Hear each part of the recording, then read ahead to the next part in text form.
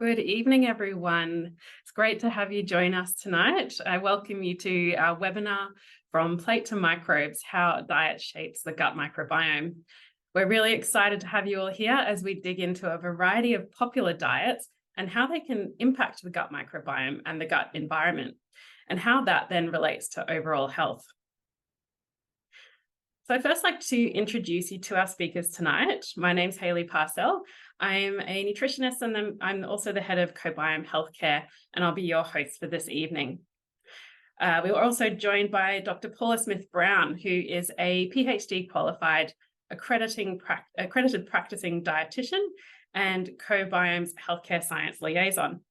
As both an experienced microbiome researcher and healthcare professional, Paula is uniquely placed to be able to translate the latest science on the gut microbiome into practical application.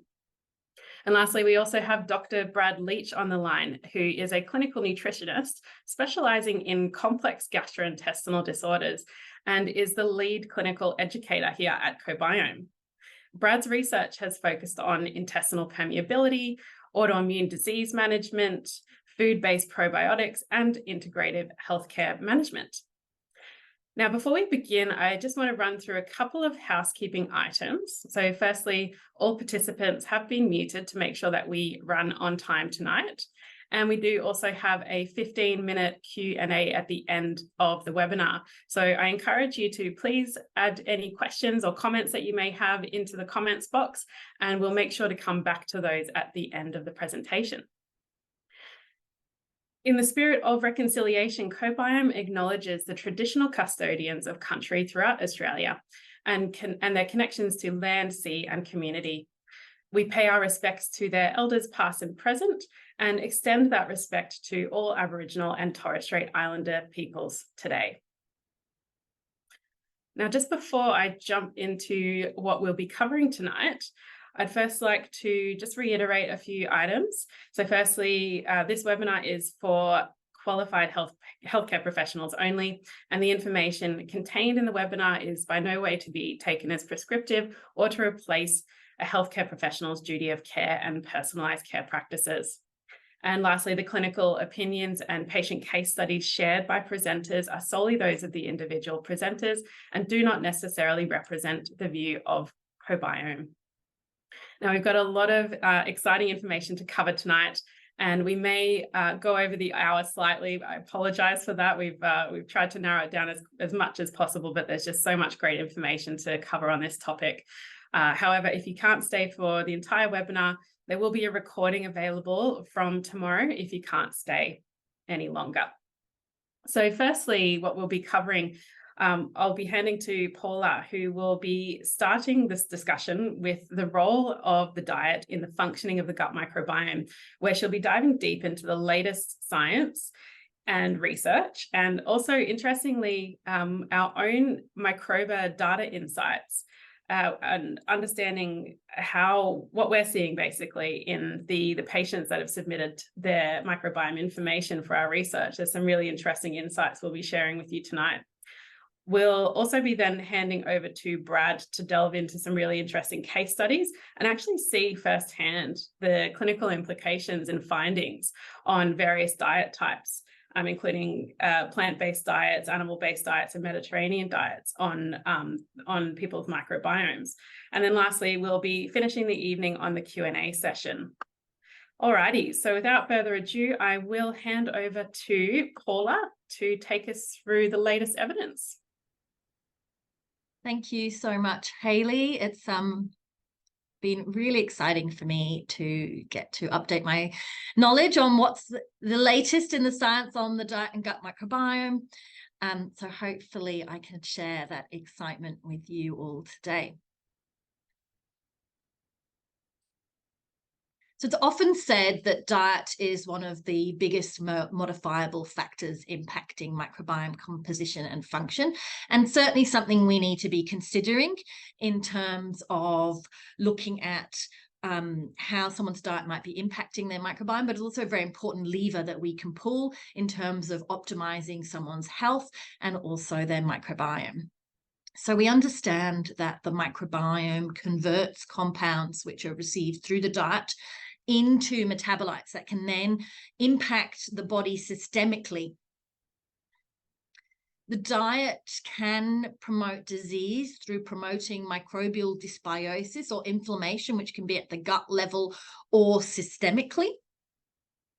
And in clinic, we might be asking, sorry, I'm going to go back because I'm just trying to hide my top thing so I can see my whole screen. But in clinic, we might be asking, how is my patient's diet impacting their microbiome, or what is the optimal diet for their microbiome? So what we've done at Microba is we've used the data that we've collected through our Microba Future Insights research program to explore how different diet types might be associated with the microbiome. So when people undertake a microbiome test with Microba, they have the option to consent to sharing their data with our research projects. One of the metadata questionnaires that we ask people to complete is a food frequency questionnaire. And there's one question where we ask them if they consider themselves to be following a special diet, and a multiple choice of special diets is provided for them to select. And we have compared those who reported different special diets to those who reported no special diet in terms of the abundance of species, but also microbial markers. And those comparisons have been matched for age, gender, and BMI to make sure the differences we aren't seeing are due to the demographic differences between people who follow those diets, and are more likely to be due to the differences in diets between the groups. So the first thing we looked at was how many species were significantly increased, so shown in green, and how many were decreased, shown in beige here, compared to those reporting special diets. So for example, you'll see a vegan diet had 25 species that were an increased abundance and 20 species that were reduced abundance compared to those people who reported having no special diet. And what's quite clear here is that the vegan, ketogenic, and paleo seem to be having the largest impact on the abundance of species within the microbiome. So I thought this was really interesting because we often see research looking at the ratio of animal to plant foods in the diet in terms of impact on the microbiome. And what we're seeing here is that those two extremes seem to be having the biggest impact, where a vegan diet will be entirely plant-based, whereas a ketogenic and paleo diet will be much more geared towards animal foods. And, you know, the ultimate expression of this would be a carnivore diet, but that wasn't a diet option provided in our food frequency. So we're not able to explore it using our data. So diets are distinct patterns of food consumption. We've asked people to tell us what diet they think they're following. They may be following these guidelines in slightly different ways at an individual level. But ultimately, each person may be following a diet for health reasons. They may have following it for cultural reasons. They may be following it for ethical reasons. You might find that your patient is very committed to a particular diet style, and any adjustments that you'll make in their diet will be within that style, or other patients may be open to changing their diet style completely if they felt a different dietary pattern was more appropriate for their health. So let's start by looking at the research for what these different diet types, how these different diet types impact the microbiome. And we've only used, where possible, studies that use metagenomics, so we can really understand the impact at the species level, but also on the functional potential of the microbiome. So for the plant-based diets, we've looked for research on vegan and vegetarian diets. So here I've summarized the results of 3 published research studies, but also Microba's own data, where we have shown that omnivore diets compared to both vegan and vegetarian diets are often reported to be associated with increased levels of pathobionts in the microbiome. So that includes Bilophila wadsworthia, which is a pathobiont that's been observed in higher levels in patients with colon cancer, and is associated with higher levels of saturated fat in the diet. And Ficallicatena torx, which is a pathobiont which is observed in many disease states compared to healthy controls, including obesity, colon cancer, insulin resistance, and high triglyceride levels. But as we know clinically, vegetarian and vegan diets, although they both avoid meat, are quite distinct, with the vegetarians often still containing milk and eggs. So when we separate out the research which looks at only vegetarians or vegans, we find that the vegetarian diet, uniquely compared to the omnivore diet, is associated with reduction in the level of Allosteric putridinus, which is interesting because this was a species that was particularly highlighted in some older research where people were put on entirely animal-based diets, and that led to an increased level of this species. And when we look at people following vegan diets versus omnivores, we find uniquely that they seem to be associated with increased levels of Prevotella cochrae and increased levels of Bacteroid species. So at Microba, we would call this more of a Prevotella dominant microbiome, or you may have heard of the concept of a Prevotella dominant enterotype. So this is very much a typical microbiome that you might see in a vegan person, but also in a person from a non-Western country. So in Western countries, around a third of people have a Prevotella dominant microbiome, but in non-Western countries, it is almost universal, with more than 95% of people having a Prevotella cochrae dominant microbiome. Another common finding that we see with the vegan diet is a reduction in the level of bifidobacterium. So when we look at the genus level, we see that the vegan diet is associated with significantly less bifidobacterium than both the vegetarian and the omnivore diet. But at the species level, we see that particular species are reduced in each diet. So in the vegan diet, it's Bifidobacterium angulatum and catenulatum. In the vegetarian diet, it's Bifidobacterium longum, and in the omnivore diet, it's Bifidobacterium pseudocatenulatum. So this really highlights the importance of using technologies that can accurately identify microbes at the species level when looking to understand the association between your patient's diet and their microbiome. Another neat little finding, which I thought was nice to highlight, was Streptococcus thermophilus. So Streptococcus thermophilus is the starter culture used to make yogurt, and we'll find, perhaps not unexpectedly, that it is reduced in the microbiomes of people following vegan diets, while it is increased in the microbiome of people consuming vegetarian diets. So it's quite easy to assume that this maybe just reflects differences in yogurt intake in these groups. So moving on to the animal-based diets, and we're going to cover the paleo and ketogenic diet here. So there is an emerging body of evidence for the impact of the ketogenic diet on the microbiome. I was able to identify 3 research studies that use metagenomics and put people on 3 different types of ketogenic diet and compared them to different control diets. But nonetheless, in these 3 studies and in Microbes database, there was consistent findings of reductions in beneficial species associated with the ketogenic diet. So that included reductions in many bifidobacterium species, reductions in Agathobacter rectali, which is commonly associated with healthy controls in research studies, a reduction in the primary degrader of resistant starch, Ruminococcus e. bromi, and a reduction in Veillonella atypica, which is a lactic acid-consuming bacteria that has been associated with exercise or physical activity, particularly in marathons. Interestingly, it's often said that a ketogenic diet might lead to increased levels of Akkermansia in the gut, but in fact, only one study reported that. And that was a study that compared a Mediterranean ketogenic style diet, where they were really focusing on more of the healthy fats found in fatty fish and olive oil, for example, compared to a very low-fat American Heart Association diet.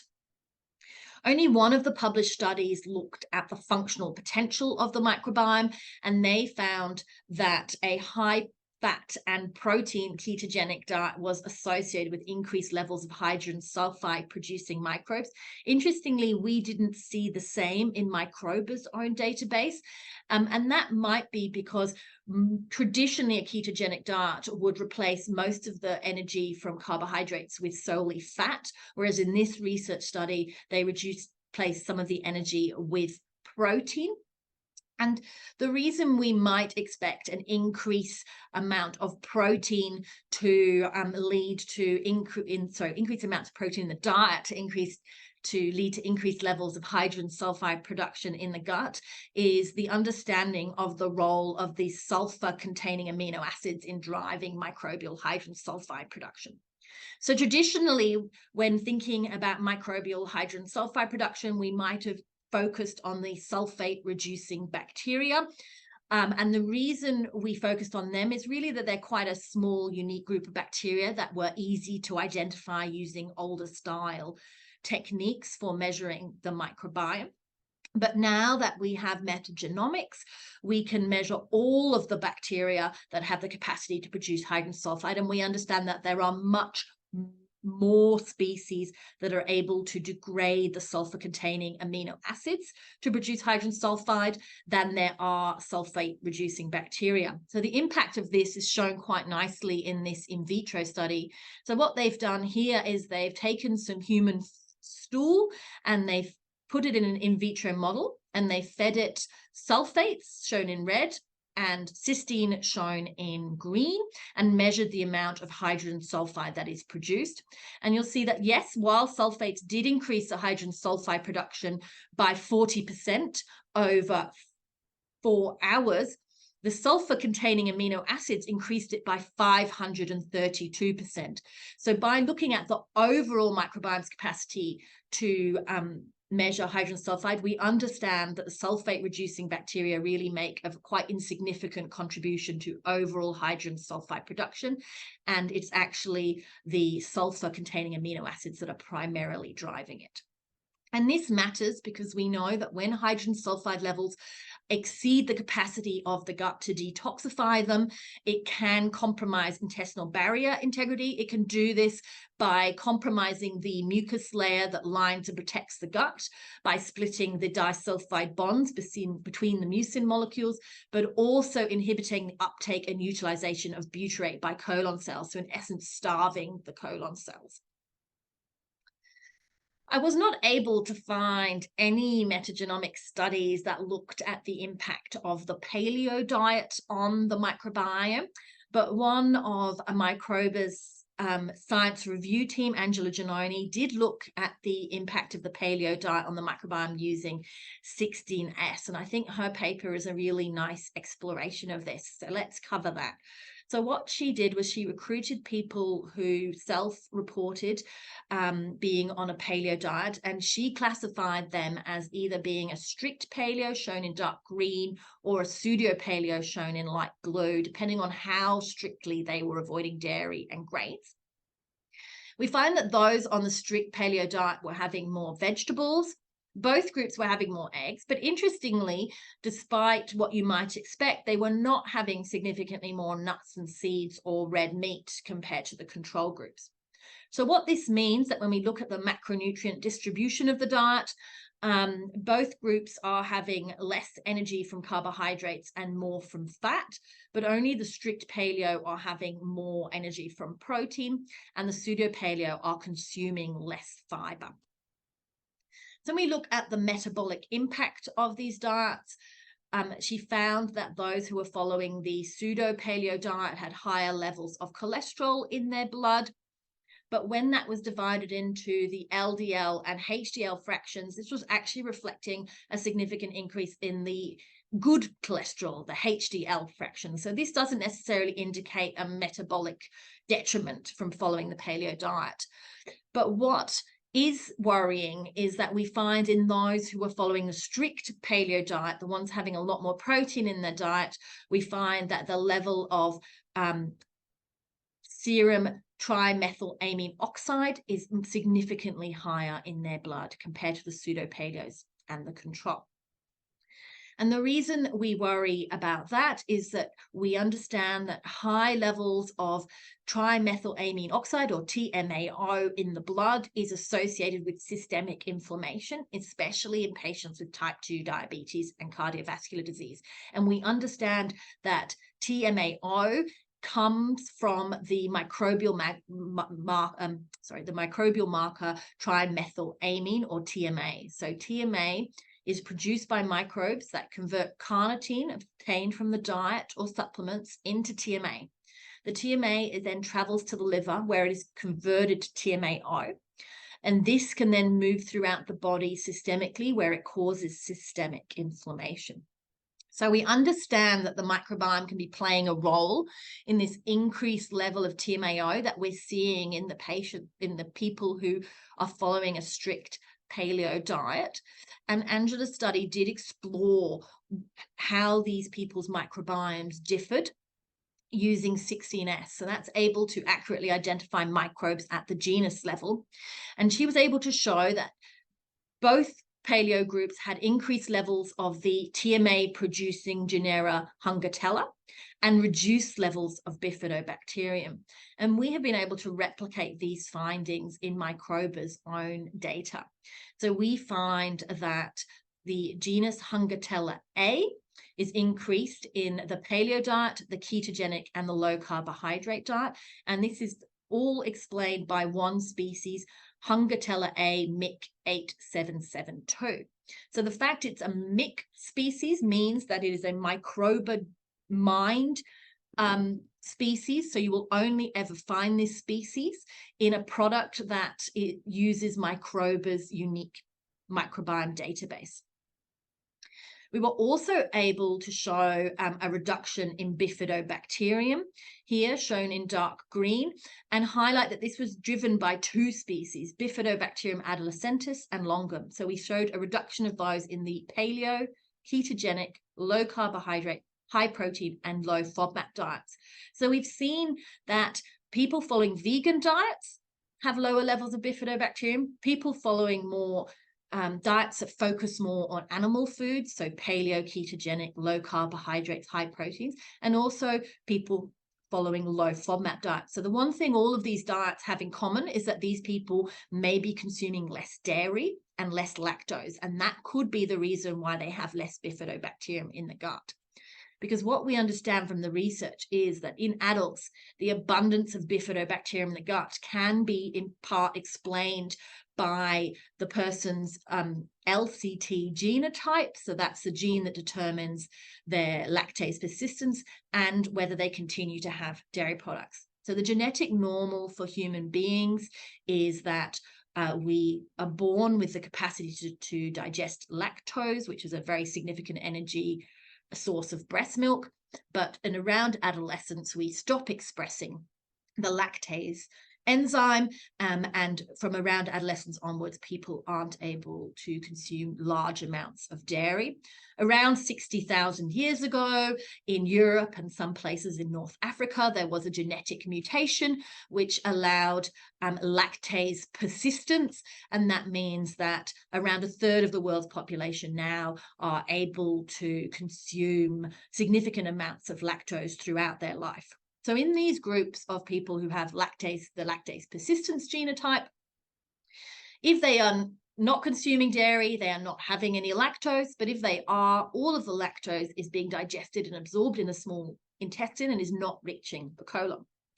In contrast, in those who have the lactose intolerance genotype, they may culturally not consume dairy in adulthood, or they may have found that when they do consume dairy, it causes unpleasant symptoms, so they may not consume dairy. But if they are continuing to consume dairy, it may not be being digested and absorbed in the small intestine, and significant amounts will be reaching the colon, where it can act as a prebiotic.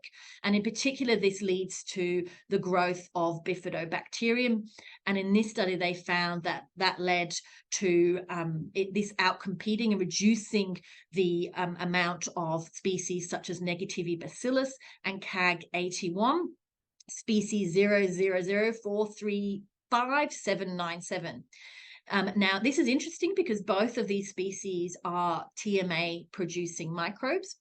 And we also found in our research that Negativity bacillus relative abundance was very much influenced by diet, and in fact was often the most strongly influenced species in certain diets. So in the green level, we see the level of Negativity bacillus at the genus level. if we compare to the no special diet, we'll see that the levels are increased in the paleo, low carbohydrate, high protein, and ketogenic diet, while they are decreased in vegetarian and vegan diets. But interestingly, at the species level, this is explained by two different species, Negativibacillus masilensis and Negativibacillus species 000435195. And what you can see is that the species that is statistically significantly impacted varies by the different diet types, as shown by the asterisks. And why this matters is both of these species can produce the detrimental metabolite TMA, but only the second species can also produce hydrogen sulfide as well. So if I had to choose one of them, I'd rather choose the Negativibacillus masilensis because it's only producing one detrimental metabolite rather than the other that's producing two. And while it's really interesting to understand the species that are in your patient's microbiome and what compounds they're producing, we would say what's more relevant for the health impact is understanding overall microbiome's capacity to produce this detrimental compound. And when looking at the overall capacity of the microbiome to produce TMA, we see that diets which are very high in animal food, such as a ketogenic and high protein diet, have higher levels of TMA producing microbes compared to no special diet people, whereas those that are richer in plant foods, such as a Mediterranean, vegetarian, and vegan, have lower levels of TMA producing. And to show that it's continuum, there is also a statistically significant difference with vegan people having lower levels than Mediterranean, whereas vegetarians are not significantly different to Mediterranean diets.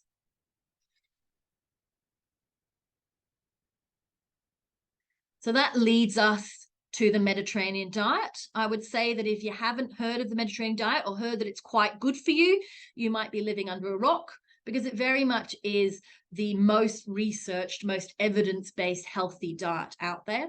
The evidence-based is becoming so big that we're now getting to a point where we have systematic reviews of systematic reviews.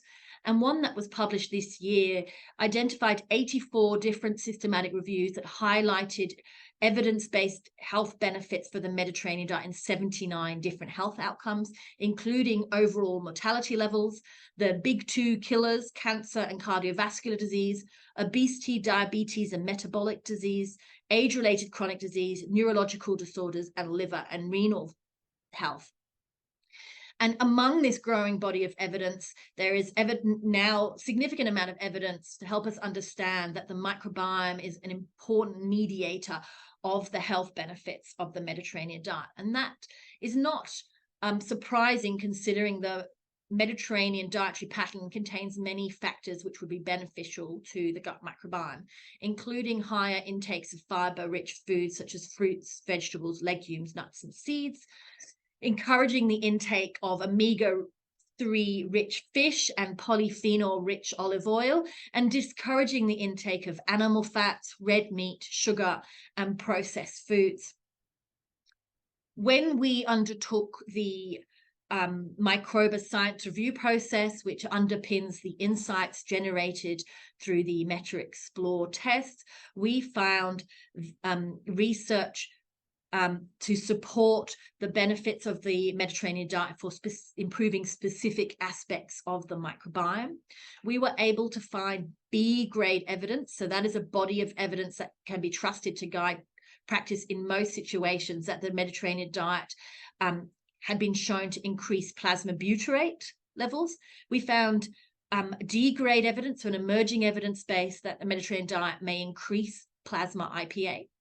We also found evidence that the Mediterranean diet can decrease detrimental microbial markers, with a C-grade evidence that it can reduce plasma branched-chain amino acids.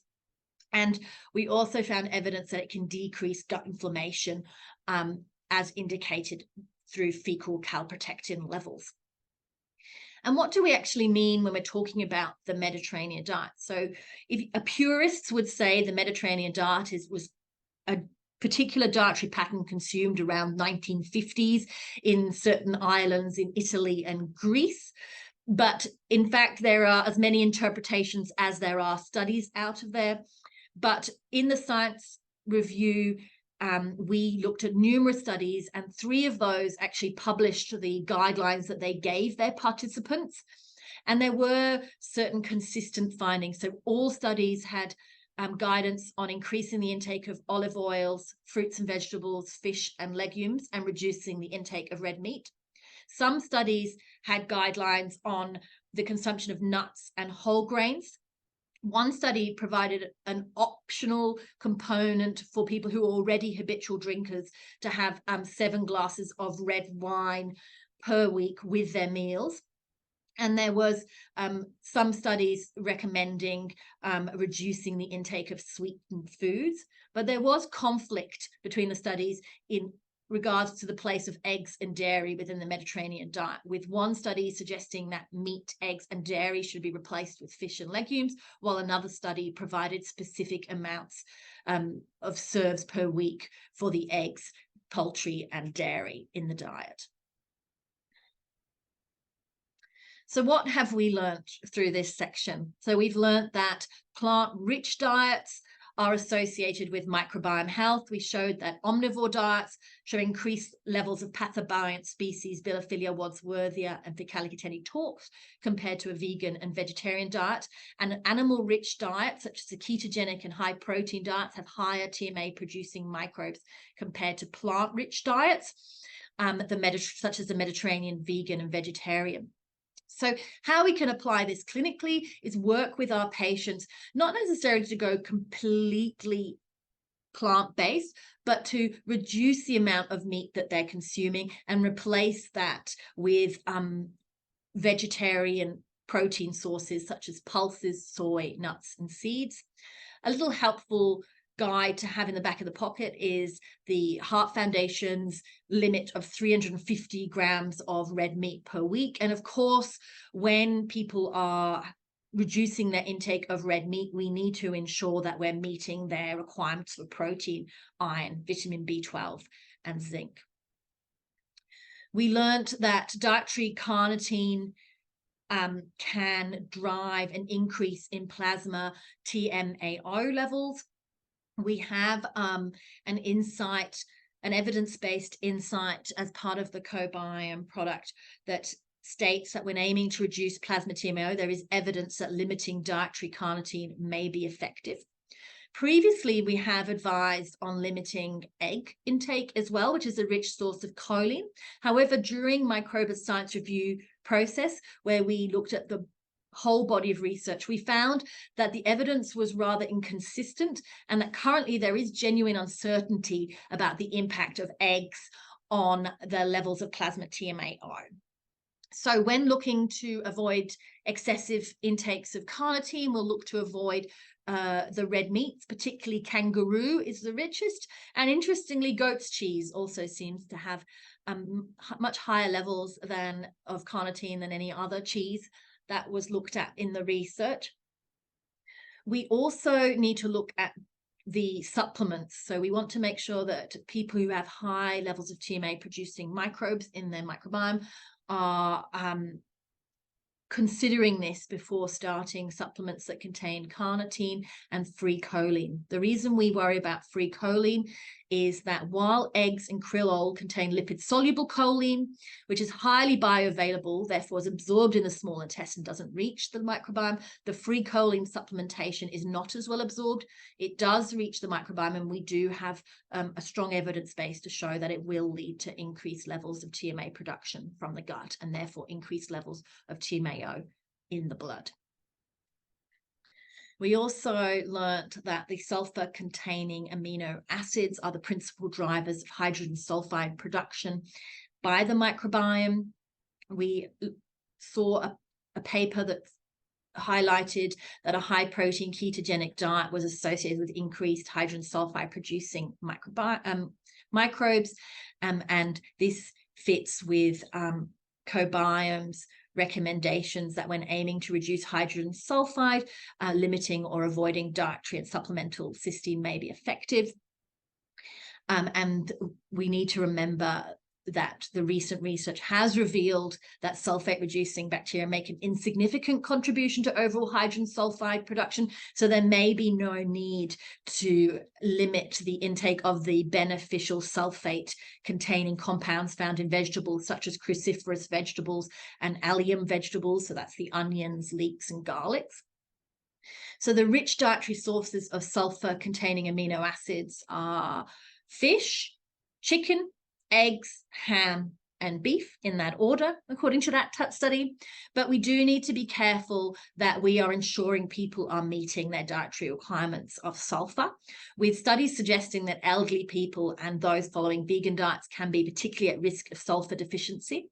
And we need to remember that in people who are regularly consuming medications which are detoxified via sulfonation, so paracetamol being a very commonly known one, this will increase their dietary requirements for sulfur. So in a person who's having these medications, you may want to be particularly careful in not overly restricting their dietary intake of sulfur-containing compounds.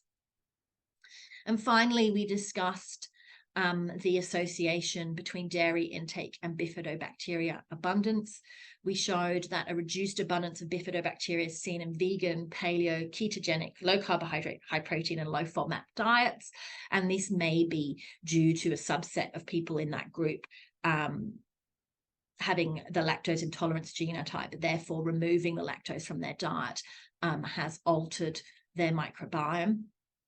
So an important thing for us to remember is that although some strains of bifidobacterium are probiotics and may be beneficial for your patient, someone does not need to have bifidobacterium species in their microbiome for it to be a healthy microbiome. They are not an essential component of a healthy microbiome.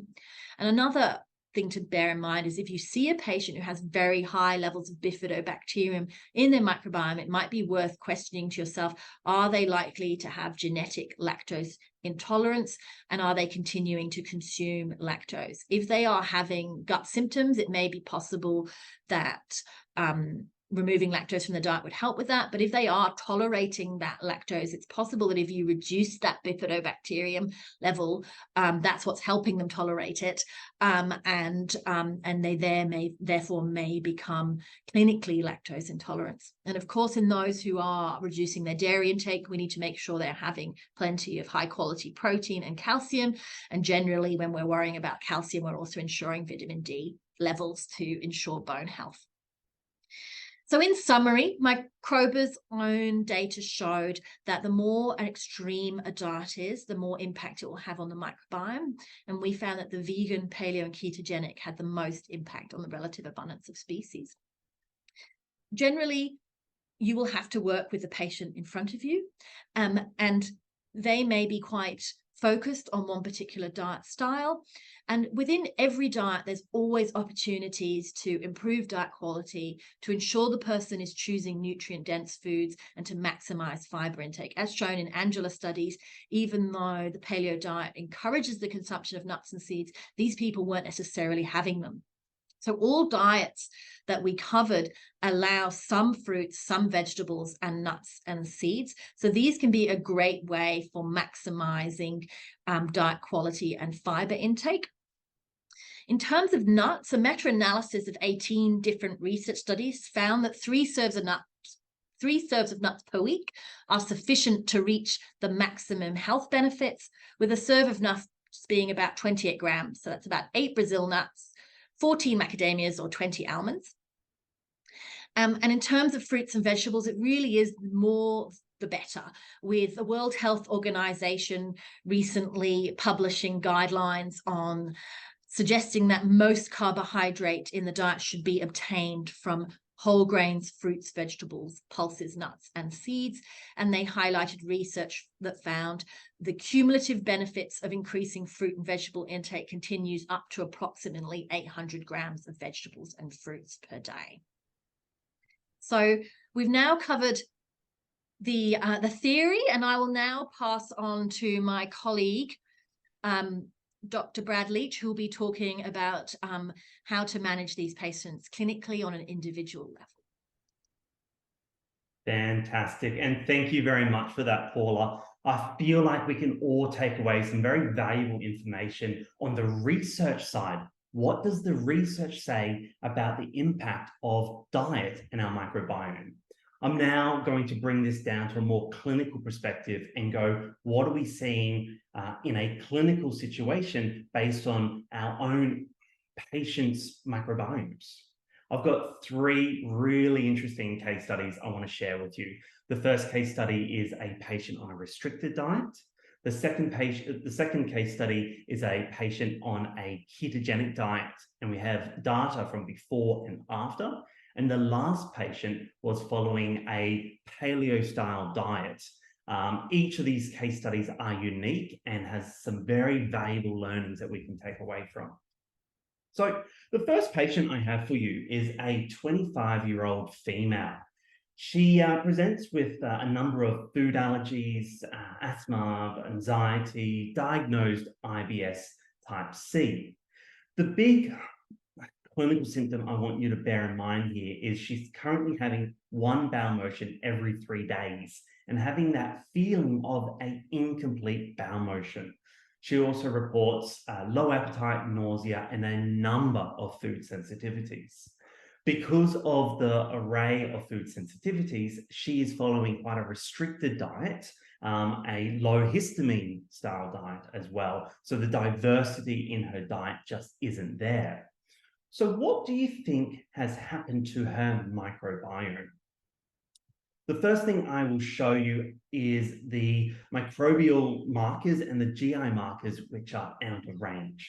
So looking at these, you start to think, well, what's going on? The first component, when I'm looking at a report, I go, okay, what's the pattern happening here?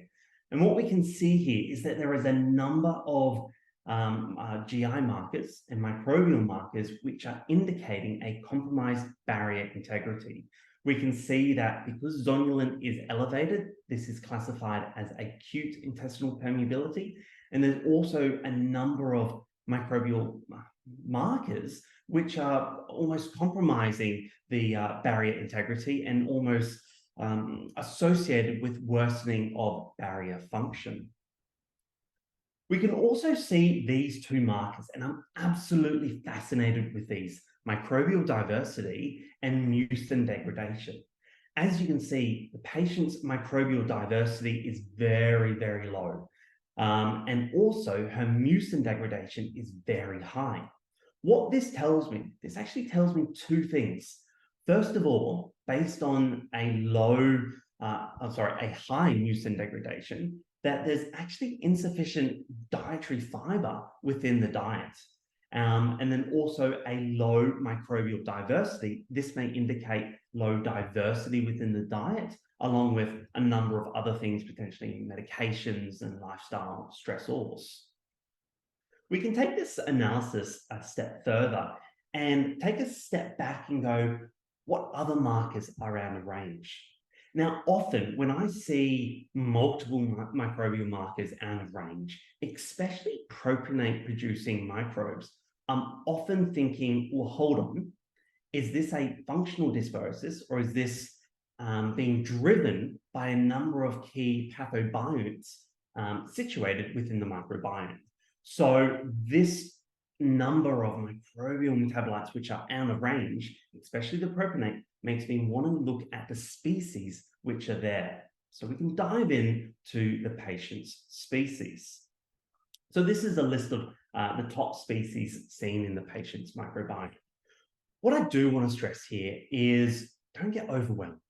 I understand that looking at all of these Latin names and these numbers can be a little overwhelming at first, but over time you can get a better understanding of how to interpret a species table.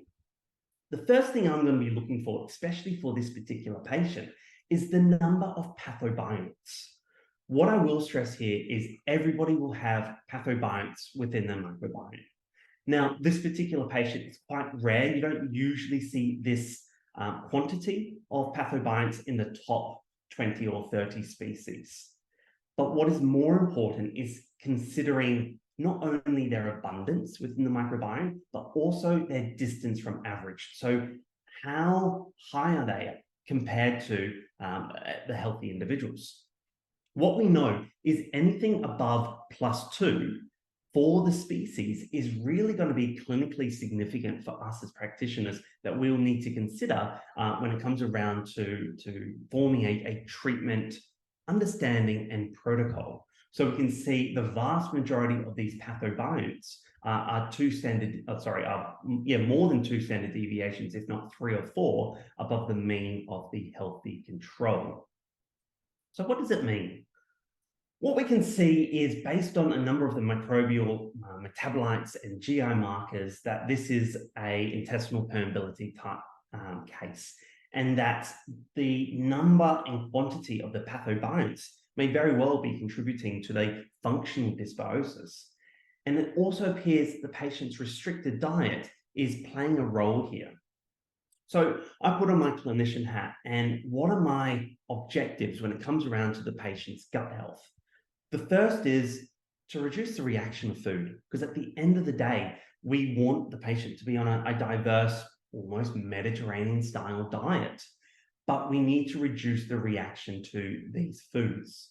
We want to improve barrier integrity, reduce the overabundance of pathobiomes, and in the short term, this is very unique, in the short term, actually maintain a restricted diet that meets energy intake. I say this because if we go adding in a whole pile of GOS and FOS and fermentable carbohydrates, the patient may react. So it's a very slow process to build up her microbiome. So what did I do in relation to her gut health? So some of the supplements that I actually recommended to support with her gut health was a mix of amino acids to really ensure that those amino acids are there for gut integrity. I also prescribed my HMO, so human milk oligosaccharides, at a dose of around 600 milligrams after breakfast and dinner. Now, this was to support with feeding up the beneficial bacteria, while also reducing the potential quantity of the pathobiomes. I also prescribed zinc at 15 milligrams after breakfast and dinner. From a dietary and lifestyle perspective, the first thing I wanted to do for this patient is to get the bowels moving. If we're having incomplete bowel motions every 3 days, that's not going to lay the foundations for optimal gut health. So I actually recommended toilet positioning. Now, this is this figure down here where the knees are raised, the back is slightly bent forward, your elbows are on your knees to allow any stresses within the large intestines and small intestines to be overcome. The other one was gut hypnotherapy. Because there is a potential gut-brain axis going on here, I wanted to see whether or not gut hypnotherapy could be supportive for the patient's constipation. Now, luckily, the patient was able to tolerate raspberries, and we know that raspberries are a high source of ellagic acid, and that's going to help to bring up the IPA, which can support with gut integrity, systemic inflammation, and also intestinal inflammation. And the last one was an end goal to increase dietary fiber. Now, I did this through slowly increasing dietary fiber rather than increasing it all at one time. Alrighty, moving on to the second patient case study I have for you. So this patient, she's a 36-year-old female. She's got no diagnosed health conditions. She's got no gut-related symptoms, some minor PMS, currently taking no medication, and she's taking a number of supplements, vitamin D, fish oil, B vitamins, magnesium, and a little bit of zinc. Now, she put herself on she's previously been on a gluten-free Mediterranean style diet. So that was her eating pattern, but she was getting married and she wanted to tone up a little bit for her wedding. As I'm sure we've all been there before, and we've had patients who've said, oh, I want to look good for X event. Now, over a period of 6 months, the patient followed a ketogenic style diet. So she was actually consuming 50 grams or less of carbohydrates per day. What I will stress here is this was a very well-educated patient and was following a more plant-based style ketogenic diet. So it wasn't an unhealthy version of a ketogenic diet, but it was more on the healthier side. So the question I have for you is, what do you think has happened to her microbiome? So on the left-hand side, we have the baseline report, and on the right-hand side, we have the report after following a ketogenic diet for 6 months. What can we see here? First of all, a 48% reduction in butyrate-producing microbes. So they've gone from quite a healthy level to reducing out to actually be at a much lower level. Now, it almost gets worse. There was an increase in mucin degradation. So a lot more of her microbiome was utilizing mucin as a fuel source. Why? Insufficient dietary fiber. There was also a 376% increase in propionate-producing microbes. And finally, looking at the TMA or the TMAO, there was a 26% increase in these microbes known to produce TMA. Now, you're probably thinking, why? What has happened within her microbiome? So we have her species here. We have on the left-hand side, we have her baseline report, and on the right-hand side, we have her report after 6 months following a plant-based or high plant consumption ketogenic style diet. Now, what has changed? The first thing I like to note are my pathobionts. And we can see, although there was pathobionts in the first report, there always are, there was actually an increase not only in the number of pathobionts, but also in the overall abundance and distance from average. So those pathobionts have actually taken up more space within the microbiome. The other thing that has done, that has actually changed, and this is fascinating, there was a significant increase in Akkermansia musophilia. Now, we're all familiar with this particular strain, and it's generally regarded as a very beneficial species, and there's probiotics coming out in the market, and we want Akkermansia musophilia within our microbiome.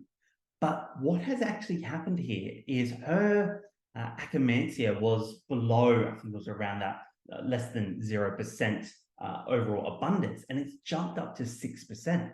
This is a classic example of where a commensal, so a beneficial species, has potentially turned into a pathobionts, because we know that Akkermansia will utilize mucin as a fuel source when there's insufficient dietary fiber within the diet.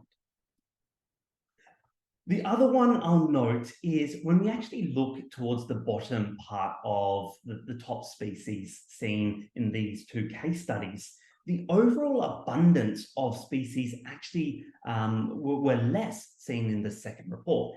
And most likely that is due to insufficient dietary fiber. What about the commensals? We can see in the first report, okay, there are 4 fantastic commensals at a very healthy range. And what has actually happened here is they've dropped out, where there's only 1 of these commensals left in those top species. So clearly the microbiome is not happy. My interpretation here is a lot of these understandings from her microbial metabolites and from her species is there's just insufficient dietary fiber to feed the microbiome. What does this mean long term? Long term, this is setting the patient up for intestinal inflammation, increased intestinal permeability, potential systemic inflammation, and maybe even some chronic health conditions. Alrighty, my last case study for you. So we have a patient, he's a 45-year-old male. He is slightly overweight. He has a diagnosis of high cholesterol and diverticulitis. He has regular bowel motions with some mild stomach pain after the consumption of gluten.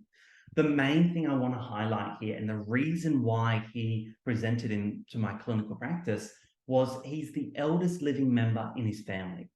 his father, uncle, and brother all had a cardiovascular event before the age of 45. And so he's coming to me saying, what else can I do to not end up like all the other males in my family? I will note here, he's been on statins for about 22 years. His diet, he self-prescribed a paleo-style diet. So I would classify this as a Western-style, paleo-style diet, where it's an unhealthy form of it, because the media said it was a healthy diet, and he's been on that for about 5 years. So what does his microbiome look like? Utterly shocking. We can see a number of gastrointestinal health markers and also microbial markers, all indicating systemic and intestinal inflammation. But the biggest takeaway for me was this one. As Paula alluded to earlier, was feeding up TMA-producing bacteria. What is actually happening in this patient's microbiome is he has those species known to produce TMA, and it's significantly increasing this. This is one of the highest, if not the highest level I have ever seen of TMA-producing species. And what we know is that increases the potential for a cardiovascular event. Looking at his species within his microbiome, the first thing to note here is the pathobiomes. And the other one we also need to consider is the overall abundance of them. How much space are they taking up within the microbiome? We can see E. coli flexneri is taking up about 16% of the overall abundance. The other one, and now this is actually good news. In the patient's top species, there are a number of commensal species, so these beneficial species. However, they are almost saying, I need more food. They're there, but they could be fed up even more with the right type of diet. So what is my clinical interpretation for this patient? Well, his TMA can potentially go on to form TMAO, which increases the risk of a cardiovascular event. Some of his pathobiomes, including the E. coli flexneri, are contributing to his functional dysbiosis, and that his dietary intake is not suitable based on his microbiome. So what we ought to do for his diet is actually reduce the impact of TMAO on systemic health. We want to reduce the pathobiomes and then also provide more beneficial fuel for the microbiome. So what did I do? The first thing I did was prescribe resveratrol, because from our understanding based on the published literature, this can help to bring down TMAO within circulation. And I prescribed 200 milligrams with dinner. Now, the patient was able to tolerate fiber, so I prescribed GOS, galacto-oligosaccharide, at a much higher dose because I really wanted to bring down that dominating E. coli, and that was at 5 grams with breakfast and dinner. I also prescribed fish oil to support with overall systemic inflammation and heart health, and also HMOs to bring down those pathobiomes and support with intestinal permeability. From a dietary perspective, now the patient was more than happy to switch over to a Mediterranean style diet because that is what's being told by his microbiome.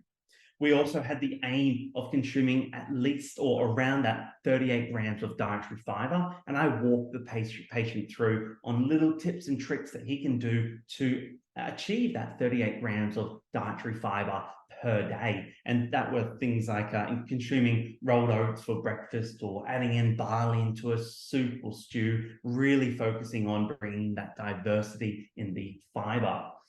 I also gave the recommendation to limit red meat and carnitine intake. Now that's going to be that fuel for the TMA, so then it's not going to be producing. And then lastly, I recommended to consume 1 cup of cooked cruciferous vegetables every day, more Brussels sprouts and cauliflower and broccoli and broccolini to really support with these high levels of potential TMAO. So I'll now invite Hayley back on to give a bit of a summary and to coordinate the Q&A questions. Thank you, Brad, for those very insightful case studies. I personally am absolutely fascinated and excited that we're able to now see the microbiome at this level of depth to really understand the impacts of dietary changes or diet or restricted diets on the microbiome. And if you're a nutritionist like me or practice dietary modification in your clinic, then it's really incredible to actually understand how impactful we're actually being when we apply these sorts of measures in practice. So thank you very much, Brad, and for Paula for all of those all of that insight from the literature and our microba analysis as well. So it was a lot of information to take in. And so I think before we delve into the final section of the webinar this evening, it's probably worthwhile we just stop. We've covered a lot so far, and so we should just highlight a few of the key takeaways. So firstly, while there are many influences that we know of on the gut microbiome, we can see that the diet has a big impact on microbial composition and potentially arguably the most significant as well. And that's very powerful for us as clinicians. Secondly, the literature and Microbes' data analysis show that the more extreme the diet, the more impact on the gut microbiome. And that's probably not surprising for most of us to understand that, but it may also provide us with more insight or more consideration before perhaps we apply dietary modifications, or for us to help actually investigate patients that may come to us on more of these restricted diets to measure the microbiome and help them to influence it in a more positive way. So thirdly, the plant-rich diets are associated with microbiome health, while the Mediterranean diet is actually the most evidence-based diet for beneficial impacts on the microbiome. And lastly, while there are many factors to consider when prescribing personalized dietary interventions, we just need to be mindful that assessing the gut microbiome is just one component of that, and its I guess application in a clinical setting. We do need to consider all of those other factors, but we do know from what the evidence is telling us that the microbiome is a very large component for our consideration.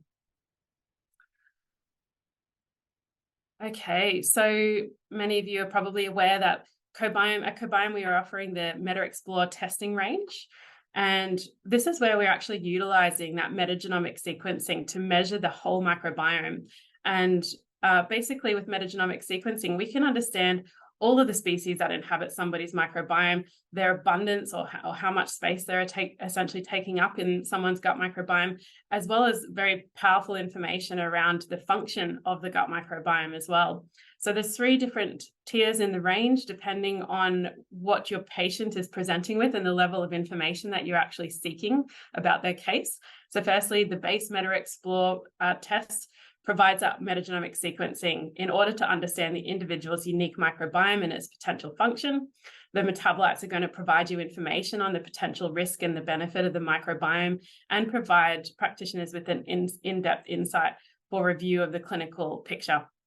Next, the MetaXplore GI will actually provide that same level of information that's included in the MetaXplore test, but it incorporates an additional 7 gastrointestinal health markers. So if you're needing to understand more about the gut environment and things such as intestinal inflammation, then the GI test is the way to go. So the markers are included there are pancreatic elastase, secretory IgA, zonulin, stool pH, calprotectin, lactoferrin, and fecal occult blood as well, all which provides additional powerful information to truly understand the overall gut function and gut environment.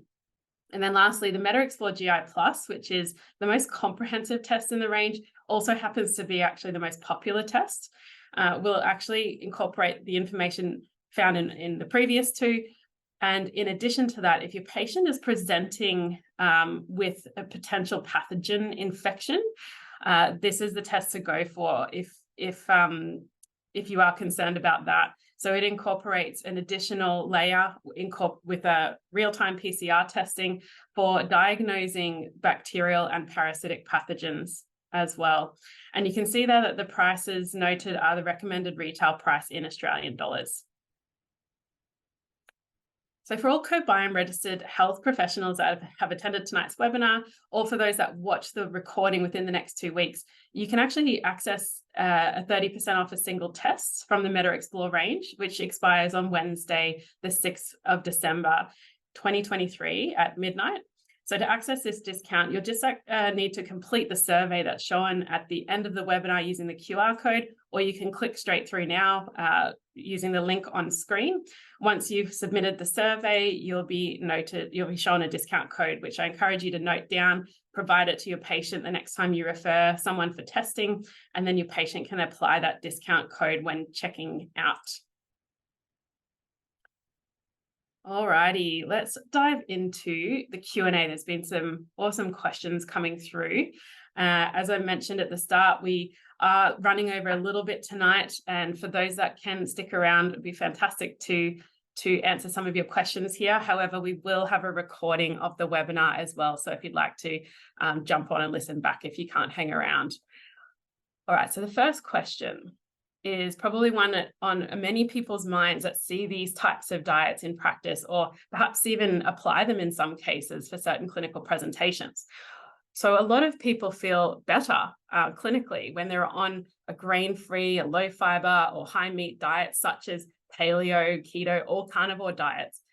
If they seemingly have such a negative impact on the microbiome, why is it that my patients sometimes feel better, or perhaps their symptoms reduce or even disappear in these cases? I might hand to Brad on that one. Yeah, no, this is a great question, and one that a lot of patients ask me, and even practitioners. It's the question of, but why do they feel so good? Why do I feel so good when I completely cut out all of these vegetables and go on a very restricted diet, that's just animal-based products? There's a couple of concepts here at play, and the first one is removal of triggers. Now, we know that within plants, there's a number of potential triggers, whether they are FODMAPs or gluten or casein and dairy, or nightshades and salicylates and oxalates, all of these particular compounds found within plants or even dairy. And in some individuals, they can react. So removing them will, in the short term, reduce their clinical symptoms. But is it actually addressing the cause? I would actually say most likely not, that we need to, maybe in the short term, remove any potential triggers, but we have to have the goal to bring them back onto a balanced diet rather than just being on a restricted diet long term. We need to heal the gut in that sense of that urgency to bring them back onto that diet slowly to improve their microbiome. Yeah, absolutely. And as we mentioned earlier, Brad, the microbiome is certainly just one component of the clinical considerations when prescribing these sorts of diets as well. And so practitioners should be considering the whole case sitting in front of them and apply the testing and the application of microbiome modifications where essential or will result in those beneficial outcomes that we're looking for in relation to symptom picture. Okay, so we might jump to the next question. So why do we go from phylum to species and skip genus? Is it because only species can help us and phylum is actually just informative? Paula, as the resident researcher on deep microbiome science, I will hand to you on this one. I think you're probably referring to how we present the species table. So we do provide the phylum as a sortable column, so that can be quite helpful. I use it to say, right, I want to see if there's any proteobacteria, because often the horrible Hexa LPS and pathogens are proteobacteria, so that can just be a helpful way to sort. If you actually look, but what we think is quite important about metagenomics is that it can accurately identify at the species level, and we know that genuses, even at that level, the genus is a very broad categorization of species. But actually, if you look at the species name, it tells you what genuses it is. So the first part of every species name is it's the genus name, and the second part tells you which species it is. So actually in the species table, you can see which genus the species comes from by looking at the first part of the name. But if you want to know the abundance at the genus level. We do have an export function when you can export at the genus level into Excel in there. So, for example, as I presented in my slides, I was presenting, for example, Bifidobacterium at the genus level, and then I found the 2 species that were most important, though we measure many more than that. And so you can collapse down to the genus level if that's what you find clinically helpful. But even within that, you need to understand that even within the genus, the species vary quite widely, particularly for certain genuses that have been real dumping grounds over the years for lots of very distinct species. Absolutely. And getting to that species level is really what helps us to deeply understand that function of the microbiome, because as you've mentioned earlier, that different species within a genus can be doing very different functions as well. So That's really it. helps us to get to that level. And I think the important thing to remember is the species table has lots of functionality. So if you want to know which species are producing a particular microbial marker, you can search for that and it will only bring up the species that are contributing to that. Or if you want to understand more about that species, there's a drop-down box where it'll tell you which microbial markers it has a genetic capacity to produce, as well as whether there's been any research studies published on health associations. So even for species that don't have Latin names, they may not be cultured, they may be microbial unique names, you can get some information about how that species is contributing to your patient's overall microbiome by looking at the more information. And that point leads us into the next question that we've got here around hydrogen sulfide. So the question is, can you expand upon what species increases hydrogen sulfide? So for example, do you know what species are breaking down the cysteine? And I mean, every microbiome composition is unique. And so you can actually utilize the species table in that way. And you can see for each particular patient, which species are actually contributing to that function, because it won't be the same for everybody. However, we do know that there are some particular species that are perhaps more predominant across the population that do these sorts of functions as well. But it is really important to see at the individual level which of the species that's contributing to that function for them, because it may be different to the next person. Is there any elaboration on that from Paula or Brad? Yeah, I can elaborate. So there's actually, I presented with our very brief time, we didn't present it all, but there's actually 3 ways that the microbiome can produce hydrogen sulfide. So one of them is the sulfate reducing bacteria that we're quite used to seeing, and these are a very small group, but you can search for them and see whether they're present and contributing. The next one is a very unique little species, which is the Bilophila wadsworthia. So that was the one that I was saying that's increased in the omnivore diets compared to vegan and vegetarian diets, and is associated with diets which are higher in saturated fat. Now that species produces hydrogen sulfide in a very unique way in that it deconjugates taurine conjugated bile acids and uses the taurine to create hydrogen sulfide. So you can also search to see whether your patient has Bilophila wadsworthia. But as I explained, the gross majority is actually a very much larger amount, which are the cysteine degrading. And so the only way to really know which those are, you can look at the overall microbiome's capacity to produce hydrogen sulfide, which will mostly be coming from cysteine, or you can search in the species table for hydrogen sulfide and it'll bring up all the species. So I would generally, if I want to know which species are contributing, I would generally search for hydrogen sulfide and then either sort by relative abundance, which will tell me which ones are giving the biggest contribution, or I may sort by distance to average to see which ones are the most overabundant. Absolutely. And for anyone that wants to take a deeper dive on that to understand exactly how to utilize the table in that way, if you're not familiar with it, I encourage you to contact our clinical application specialist that can walk you through that information and how to dive deeper into that feature in the report. Okay, so we're at 1:15 now.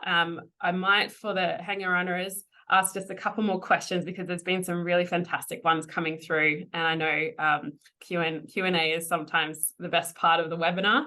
So another question was around bifidobacteria, expanding on the research findings mentioned regarding lactose. The question is, do polyphenols or any non-animal or milk-derived prebiotics feed bifidobacteria? Who would you like to answer that? Me? That's Paula. Yeah, jump in, Paula. Go for it, Paula.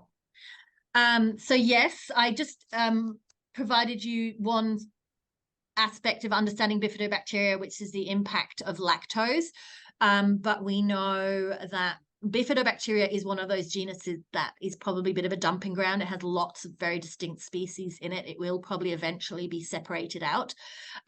But we know that, for example, Bifidobacterium adolescentis, one of those species that was reduced, is a resistant starch degrader, so it will consume resistant starch. We also know that bifidobacteriums really like to eat FOS and GOS. So GOS particularly is found in legumes. So you could particularly expect maybe paleo diets or ketogenic diets which are removing legumes would also be another explanation for reduced bifidobacteria seen in them. But clearly you might expect vegans would actually be having more legumes, not less. So the other thing bifidobacterium are very good at consuming are mucins or HMOs.